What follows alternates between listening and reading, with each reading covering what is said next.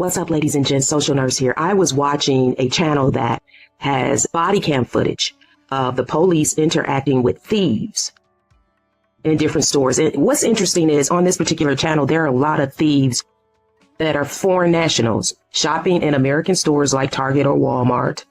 And they are stealing. Some of them are just here visiting their family members, right?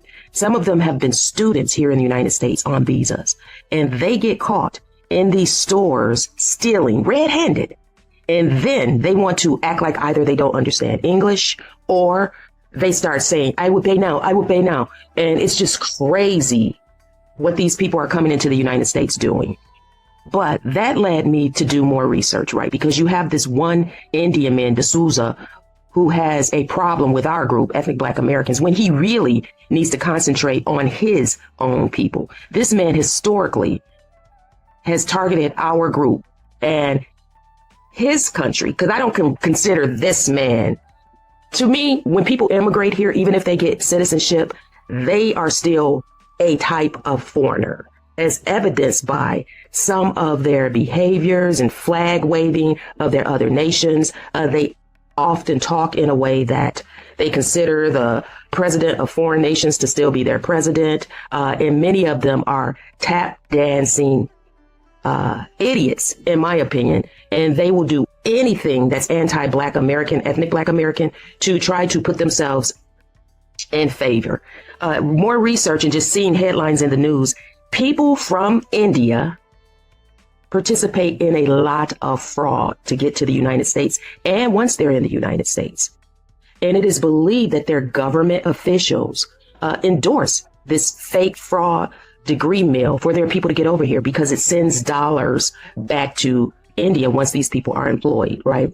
So some of the crimes that Indians are doing, there are schemes exploiting U visas. Some of the issues. There is a problem with fabricating lies that crimes occurred. So a lot of these immigrants fabricate violent crimes to obtain legal immigration status. There's also a problem with forged corporate or financial credentials. There's degree mills over there in India, and a lot of people believe that the government, as high as the Indian prime minister, supports this type of fraud for their people to get into the United States, earn money, and send back to India, right? So let's talk about the stage robberies for U visas. A major cross-border conspiracy exposed by the United States Department of Justice involved Indian nationals orchestrating fake armed robberies. Listen, Social Nurse here. We're going to talk about what these foreign people are doing that have been praised so much. And a lot of this has backfired on the U.S. government by, just letting all these people in. And then you had the Biden administration that just really opened the borders. This is backfiring. Okay, so the scheme exploited the U non-immigrant status U visa program, which grants legal status to non-citizen victims of violent crimes who assist law enforcement. The operation, ringleaders paid convenience store owners to allow fake robberies on their premises. Hired robbers brandished fake firearms at Indian clerks, stole cash, and fled with the store CCTV captured. Fled while the store CCTV captured the entire interaction. The clerks filed fake police reports using the video as evidence, generating the necessary law enforcement certifications required to apply for U visas. These people were busted doing this, okay? Following initial convictions of the ringleaders in Boston for visa fraud conspiracy, faces up to 5 years in prison and face deportation. My opinion is they should get more than 5 years. They should, to me, they should get life in prison. Deportation is too easy. They need to suffer behind bars forever, in my opinion, because they could go back home, then find their way into some other country. They might even find their way back here to the United States, depending on who's in office. There are investigations where there are hundreds of fake claims. And this stuff is even happening in places like Louisiana, right? Not only Boston. So documentation fraud.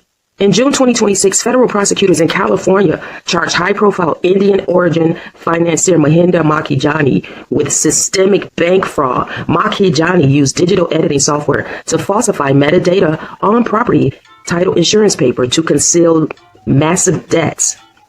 So, he presented these forged documents to Western Alliance Bank.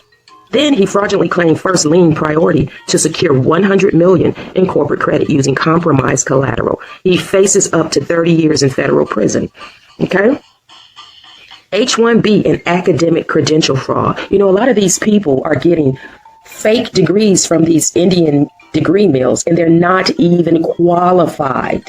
They're not even qualified to do the work that they have been hired to do here. And then really what they do is, in some cases, they get these degrees, claim they're coming over here for some high-tech job, but they end up not really getting some high-tech job, but they stay over here with fraudulent degrees, pretending like they really are working for the so-called high-tech job. But quickly, U.S. immigration authorities have increasingly cracked down on document mills targeting employment visas, fake workplace agreements. Organizers have been indicted for generating fraudulent corporate contracts and forging the signatures of American utility company managers to file false H-1B skilled worker petitions.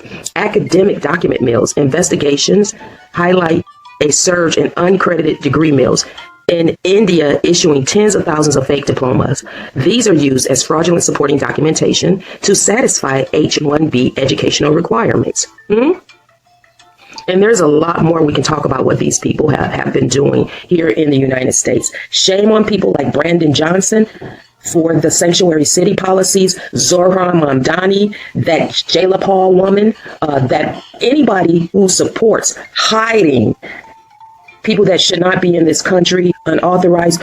And this sanctuary city policy is also, in my opinion, hiding potential scammers like the ones that may have participated in this stuff that I've listed off in this commentary about the different fraud, right? What I will say is that the Democratic Party, from how it presents today, seems to not care about unauthorized entry into this country. That is really problematic. And if you are someone that cannot flee to some other foreign nation because you have no attachment to it, you don't have citizenship in that country, you don't have dual citizenship, you need to be making sure that who's ever trying to represent you in the federal government, in your state governments, in your local governments, understand that there's a problem here, right?